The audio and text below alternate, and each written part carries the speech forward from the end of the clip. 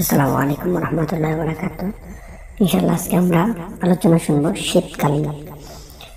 শীতকাল সম্পর্কে এখানে 4টি আমলের কথা বলা হবে কোরআন এবং হাদিস থেকে। ইনশাআল্লাহ আমরা জেনে নেওয়ার চেষ্টা করব। শীত হলো গরমের উত্থাপন। হাদিস শরীফে পাওয়া যায়, নবী করিম সাল্লাল্লাহু আলাইহি ওয়াসাল্লাম ইরশাদ করেন, জাহান্নামকে আল্লাহ পাক রব্বুল আলামিন এত ভয়াবহভাবে তিনি বানালেন। জাহান্নামের মাঝে আল্লাহ পাক রব্বুল আলামিন অনেক শাস্তি দিলেন। তার মাঝে অন্যতম 2টি শাস্তির মাঝে একটি হলো গরম আর একটি হলো শীত। এই জাহান্নাম একদিন আল্লাহ পাক রব্বুল আলামিনের কাছে অভিযোগ করে বললেন, ইয়া রব্বুল আলামিন, আমার ভিতরের উত্তাপ আমি সহ্য করতে পারতেছি না, আমার এক অংশ অন্য এক অংশকে খেয়ে ফেলতেছে, সুতরাং আপনি আমাকে নিঃশ্বাস ছাড়ার জন্য অনুমতি দিন। যেমনভাবে আমরা দেখি আমাদের মা চাচিরা যখন ভাত রান্না করে অথবা দুধ রান্না করে, যখন ভিতরে বলক উঠে যায় তখন ঢাকনা খুলে দেয় তার ভিতরে উত্তাপ একটু কমার জন্য। জাহান্নাম যখন আল্লাহ পাক রব্বুল আলামিনের কাছে অর্ডার ছিল, আল্লাহ তাআলা থেকে একটি নিঃশ্বাস ছাড়ার এবং একটি নিঃশ্বাস গ্রহণের সুযোগ দিলেন। নিঃশ্বাস যখন ছাড়ে তখন সেই নিঃশ্বাসের 1000 কোটি ভাগের সামান্য 1 ভাগ সরিষ পরিমাণ যখন দুনিয়াতে আসে সেটাই তখন গরমকাল হয়ে যায়। আর যখন নিঃশ্বাস নেয় তখন 1 কোটি ভাগের সামান্য সরিষ পরিমাণ এলে সেটা শীতকাল হয়ে যায়। আল্লাহ পাক রব্বুল আলামিন প্রাকৃতিক নিয়ম অনুযায়ী সেই শীত এবং গরমের আবহাওয়াকে তিনি সারা পৃথিবীতে এক এক সময় এক এক দেশে তিনি ছড়িয়ে দেন। এই শীত এবং গরমের মূল উৎপাদন, মূল কেন্দ্র ওখান থেকে সৃষ্টি হয়। আজকে আমরা শীতকাল নিয়ে 4টি সম্পর্কে কথা বলবো। 1 নম্বর হলো দান করা, 2 নম্বর হলো ওযু করা, 3 নম্বর হলো রোজা রাখা, 4র্থ নম্বর হলো রাতে ইবাদত বন্দেগী করা। সর্বপ্রথম স্টেপ দান করা। আল্লাহ পাক রব্বুল আলামিন নবী করিম সাল্লাল্লাহু আলাইহি ওয়াসাল্লামকে এক সাহাবী এসে জিজ্ঞেস করলেন, আইয়ুল ইসলামি খায়রুন, ইয়া রাসূলুল্লাহ, ইসলামের ভিতর সর্বোত্তম জিনিস কোনটি? আন্না রাজুলান সাআলা রাসূলুল্লাহ সাল্লাল্লাহু আলাইহি ওয়াসাল্লাম আইয়ুল ইসলামি খায়রুন ক্বালা তুতআমুত তাআম ওয়া তাকরাউস সালাম আলা মান আরাফতা ওয়া মান লাম তারিফ। নবী করিম সাল্লাল্লাহু আলাইহি ওয়াসাল্লাম বললেন, ইসলামের ভিতর সবচেয়ে উল্লেখযোগ্য উত্তম 2টি কাজের মধ্যে একটি হলো অসহায়কে খাদ্য দান করা এবং পরস্পরকে সালাম বিনিময় করা। এই জন্য আমরা শীতকালে আপনার আমার প্রতিবেশী, আমার বাড়ির পাশে, আমার গ্রামের পাশে মানুষদেরকে, অসহায় দরিদ্র মানুষদেরকে শীত বস্ত্র দান করব। দেখব তারা কষ্টে আছে কিনা, তাদের কষ্টে আমরা এগিয়ে দাঁড়াবো, তাদেরকে এটা ওটা আমরা দান করার চেষ্টা করবো। যাদের কম্বল নেই, যাদের গরম পোশাক নেই, তাদেরকে আমরা এগুলি দেওয়ার জন্য ইনশাআল্লাহ আমরা চেষ্টা করব। এছাড়াও আল্লাহ পাক রব্বুল আলামিন বলেন, যে সমস্ত মানুষ জাহান্নামে যাবে তাদেরকে জিজ্ঞাসা করা হবে, এটা সালুন আনিল মুজরিমিন মা সালাকাকুম ফি সাকার, তোমরা জাহান্নামে কেন এসেছো? তখন তারা বলবে, আমরা দরিদ্র অসহায় মিসকিনদেরকে দুনিয়াতে খাবার দিতাম না, এই কারণে এসেছি।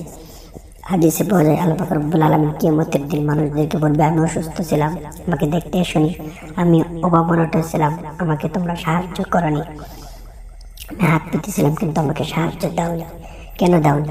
তখন মানুষগুলো বলবে, হে আল্লাহ, এটা কিভাবে সম্ভব? আপনি আমাদের প্রতিপালক, আপনি কিভাবে অসুস্থ থাকেন, কিভাবে খাবার চাবেন, কিভাবে খোদায় কষ্ট করলেন? নবী করিম সাল্লাল্লাহু আলাইহি ওয়াসাল্লাম বলেন, তখন আল্লাহ তাআলা বলবেন, আমি নয়, তবে তোমার বাড়ির পাশে অমুক মানুষ শীতে কষ্ট করেছে, খাবারে কষ্ট করেছে, যদি তাকে দিতে তাহলে আমি খুশি হয়ে যেতাম, আমাকে দেওয়া হতো। এই কারণে আমরা অসহায়দেরকে আমরা বিভিন্ন জিনিস দান করার চেষ্টা করব।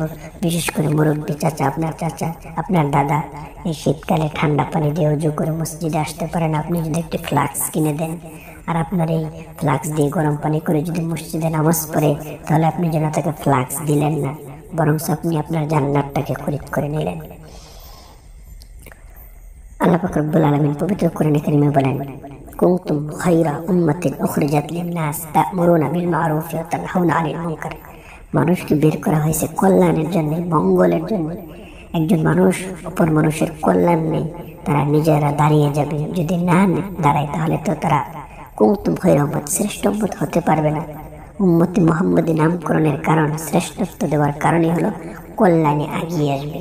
যখন তারা কল্যাণে এগিয়ে আসবে তখন তারা শ্রেষ্ঠ উম্মত হতে পারবে, আর যদি তারা কল্যাণে এগিয়ে নিয়ে আসে তাহলে কখনো শ্রেষ্ঠ উম্মত হতে পারবে না।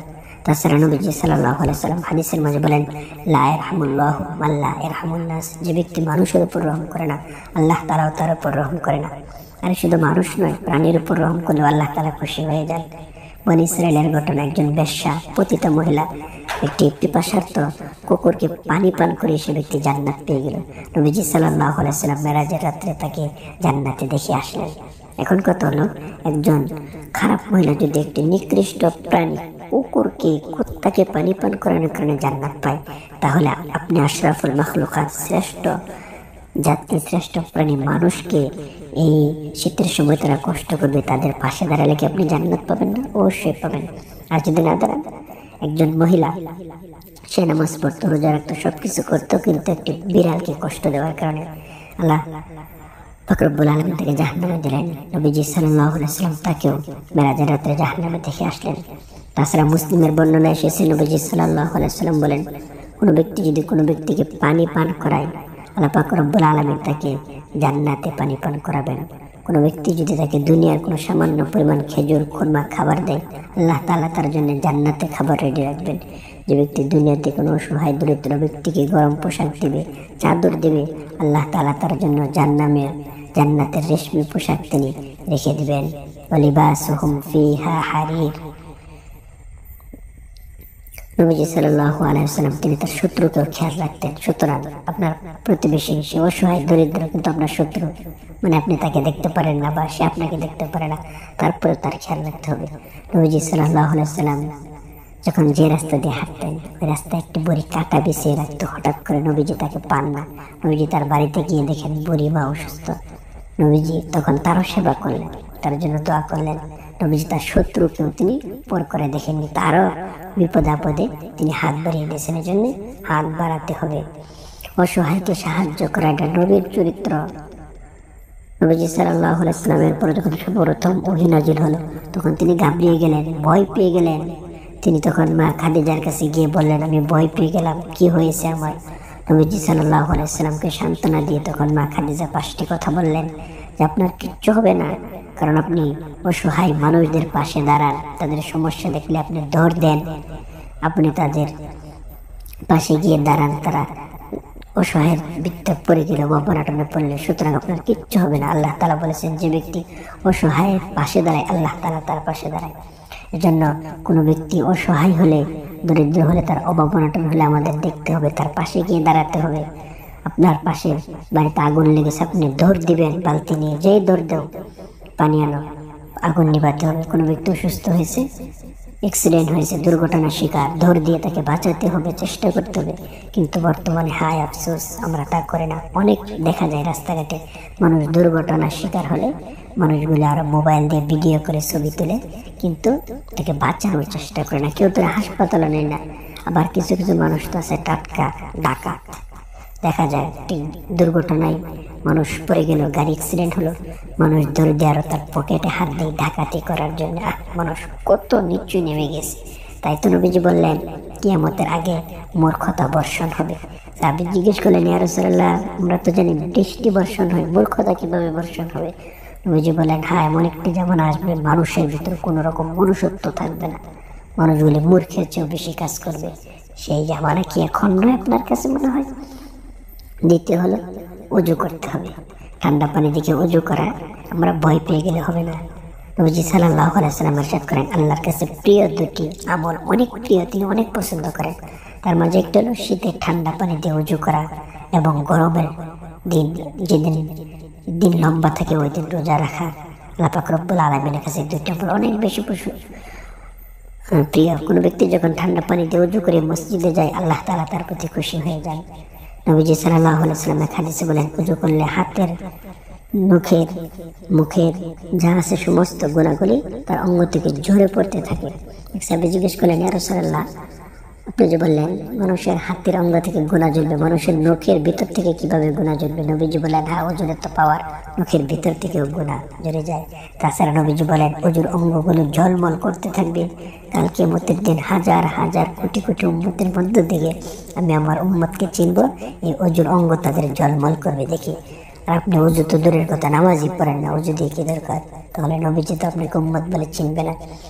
আর কোনো ব্যক্তি যদি ওযুর পরে কালিমা শাহাদাত পড়ে ফেলে তাহলে তার জন্য জান্নাতের 8টি দরজা অপেক্ষা করতে থাকে। এজন্য আমাদের বেশি বেশি ওযু করতে হবে এবং যাদের ওযুর অঙ্গ ঝলমল করবে নবীজি সাল্লাল্লাহু আলাইহি ওয়াসাল্লাম তাদেরকে চিনে চিনে হাউজে কাউসার পান করাবেন এবং ইয়াউমা তারাল মুমিনিনা ওয়াল মুমিনাতি ইয়াসআ নূরুহুম বাইনা আইদিহিম ওয়া বিআইমানিহিম বুশরাকুমুল ইয়াউমা জান্নাত। আল্লাহ পাক রব্বুল আলামিন যখন পুলসিরাত পাড়ি দিতে বলবেন তাদের হাত মুখ থেকে তাদের ডান পাশ থেকে আলো বের হবে, সেই আলো দিয়ে তারা পুলসিরাত পার হতে পারবে। আর যারা ওযু করে না, নামাজও পড়ে না, তারা পুলসিরাত পার হতে পারবে না। নবীজি সাল্লাল্লাহু আলাইহি ওয়াসাল্লাম শীতকালে তিনি হযরত আবু যর গিফারী রাদিয়াল্লাহু তাআলা আনহুকে সাথে নিয়ে যাচ্ছিলেন। এমন সময় তিনি গাছের ভিতর নাড়া দিলেন, টপ টপ করে সমস্ত পাতা ঝরে গেল। নবীজি বললেন, কোনো ব্যক্তি যদি 5 ওয়াক্ত নামাজ আদায় করে তার গুনাহগুলো এভাবে গাছের পাতার মতো ঝরে যায়। শীত দেখে সে বসে থাকবে না যে ফজরের নামাজে যাব না, অবশ্যই যেতে হবে।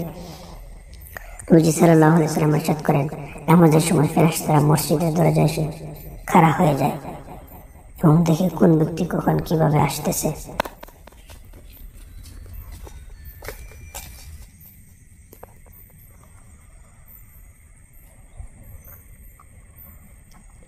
নবীজি সাল্লাল্লাহু আলাইহি ওয়াসাল্লাম বলেন, যে সমস্ত মানুষ বেশি বেশি মসজিদে যায় আল্লাহ পাক রব্বুল আলামিন তাদের প্রতি রাজি এবং খুশি হয়ে যায়। একদল ফেরেশতা ফজরের নামাজের সময় এবং আসরের নামাজের সময় মসজিদের সামনে দাঁড়িয়ে থাকে এবং কারা নামাজে ঢুকে এবং ঢুকে না সেই লিস্টটি করে আল্লাহ পাক রব্বুল আলামিনের কাছে দেয়। কোনো মানুষ শীতের সময় মসজিদে এসে নামাজ পড়তে চায় না, মনে করে যে আমরা বাড়িতে নামাজ পড়ে ফেলি ফজর এশার শীতের কারণে। নবীজি বলেন, যে সমস্ত মানুষ ঘরের ভিতর নামাজ পড়ে তারা মনে চায় তাদের বাড়ি ঘরগুলি পুড়িয়ে দিয়ে আগুন দিয়ে, এজন্য এগুলি করা যাবে না। নবীজি সাল্লাল্লাহু আলাইহি ওয়াসাল্লাম অন্য হাদিসে বলেন, যারা বেশি বেশি অন্ধকারে মসজিদে যাবে তাদেরকে আল্লাহ পাক রব্বুল আলামিন কাল কিয়ামতের দিন নূর দান করবেন, পরিপূর্ণ নূর। যে সমস্ত মানুষ শীতের মাঝে মসজিদে যাবে আল্লাহ পাক রব্বুল আলামিন তাদের প্রতি কাল কিয়ামতের দিন শীতের দ্বারা কষ্ট দেবেন না, তাদের প্রতি রাজি এবং খুশি হয়ে যাবেন। 3 নম্বর হলো রোজা রাখা। শীতল নিয়ামত হলো রোজা, হাদিস এটা, শীতল নিয়ামত রোজা। উমামা বাহিনী রাদিয়াল্লাহু তাআলা আনহু নবীজি সাল্লাল্লাহু আলাইহি ওয়াসাল্লামকে প্রশ্ন করলেন, ইয়া রাসূলুল্লাহ, আমি কি করবো, এমন একটি উত্তম আমলের কথা বলুন যার দ্বারা আমি জান্নাতে চলে যাব। নবীজি বললেন, তুমি সিয়াম পালন করো, তুমি রোজা রাখো। অন্য হাদিসে আছে রোজা সুপারিশকারী, মানুষকে সুপারিশ করে আল্লাহ পাক রব্বুল আলামিন জান্নাতে নিয়ে যাবেন। তারপর হলো আরেকটি হাদিস, হাসরে ভিআইপি মেহমান থাকবে রোজাদাররা, আল্লাহ পাক রব্বুল আলামিন তাদের প্রতি রাজি এবং খুশি হয়ে যাবেন। আরেকটি হাদিস হলো আলাদা দরজা থাকবে তাদের জন্য যারা সিয়াম পালন করবে। আরেকটি হাদিস হলো নিচে আল্লাহ পাক রব্বুল আলামিন নিজ হাতে লিখবে তাদের ব্যাপারে। আবু সাঈদ খুদরি রাদিয়াল্লাহু তাআলা আনহু থেকে বর্ণিত, নবীজি সাল্লাল্লাহু আলাইহি ওয়াসাল্লাম বললেন, যে ব্যক্তি একদিন রোজা রাখবে আল্লাহ পাক রব্বুল আলামিন তার মাঝে এবং জাহান্নামের মাঝে 70 বছরের রাস্তা দূরত্ব করে দিবেন। অন্য জায়গায় বলেন 100 বছরের রাস্তা দূরত্ব করে দিবেন। অন্য জায়গায় বলেন একটি গর্ত সৃষ্টি করে দিবেন, যে গর্ত অনেক দূর। 4 নম্বর হলো রাতে ইবাদত করা। আল্লাহ পাক রব্বুল আলামিন পবিত্র কোরআনে কারীমের ভিতরে বলেন, ওয়া ইবাদুর রহমানিল্লাযীনা ইয়ামশুনা আলাল আরদি হাওনা ওয়া ইযা খাতাবাহুমুল জাহিলুনা ক্বালু সালামা। রহমানের বান্দা তো তারাই যারা রাত্রিবেলা না ঘুমিয়ে ইবাদত বন্দেগীর ভিতর, সাজদার ভিতর, কিয়ামের ভিতর, রুকুর ভিতর দাঁড়িয়ে যায়। তাছাড়া আল্লাহ পাক রব্বুল আলামিন পবিত্র কোরআনে কারীমের ভিতর বলেন, ইয়া আইয়ুহাল্লাযীনা আমানু রকাউ ওয়াবুদু ওয়াসজুদু ওয়াবুদু রাব্বাকুম ওয়াফআলুল খায়রা লাআল্লাকুম তুফলিহুন। তোমরা বেশি বেশি করে রুকু করো, সাজদা করো, এটার ভিতরে কল্যাণ রয়েছে যদি তোমরা জানতে। তাছাড়া সূরা মুজাম্মিল আল্লাহ তাআলা নবীকে উদ্দেশ্য করে বলেন, ইয়া আইয়ুহাল মুজাম্মিল কুমিল লাইলা ইল্লা কালিলা নিসফাহু আও ইনকুস মিনহু কালিলা। হে চাদরওয়ালা, আপনি রাত্রিবেলা নামাজে দাঁড়িয়ে যান, ইবাদত বন্দি করুন অর্ধেক রাত্র অথবা তার চেয়ে কম অথবা তার চেয়ে বেশি আস্তে আস্তে। সুতরাং এগুলির দ্বারা বোঝা যায় আমাদের রাত্রে ইবাদত বন্দিগি করতে হবে এবং বেশি বেশি কোরআন পড়তে হবে রাত্রে। আল্লাহ তাআলা বলেন, আউযিদ আলাইহি ওয়ারাত্তিলিল কোরআনা তারতিলা। এবং আপনি ধীরে ধীরে বেশি বেশি করে কোরআন পড়ুন, কোরআন মানুষের সুপারিশকারী হবে। আল্লাহ তাআলা বান্দার প্রতি হেসে দেন 3 কাজে। তার মাঝে একটি হলো যখন কোনো মানুষ রাত্রিবেলা ঠান্ডা প্রচন্ড ঠান্ডা পানি শীতের মাঝে উঠে ওযু করে নামাজে দাঁড়িয়ে যে আল্লাহ তাআলা তার প্রতি হাসতে থাকেন। আর এই সমস্ত কাজ যদি করতে পারেন তাহলে আল্লাহ পাক রব্বুল আলামিন আপনাকে জান্নাত দিবেন। আল্লাহ তাআলা বলেন, ইন্নাল্লাযীনা আমানু ওয়া আমিলুস সালিহাতি কানাত লাহুম জান্নাতুল ফিরদাউসি নুজুলা। আল্লাহ তাআলা অন্য আয়াতে বলেন, ইন্নাল্লাযীনা আমানু ইন্নাল্লাহা ইউদখিলুল্লাযীনা আমানু ওয়া আমিলুস সালিহাতি জান্নাতিন তাজরি মিন তাহতিহাল আনহারু ইউহাল্লাউনা ফিহা মিন আসাওির মিন যাহাবিন ওয়া লু'লুআ ওয়া লিবাসুহুম ফিহা হারির।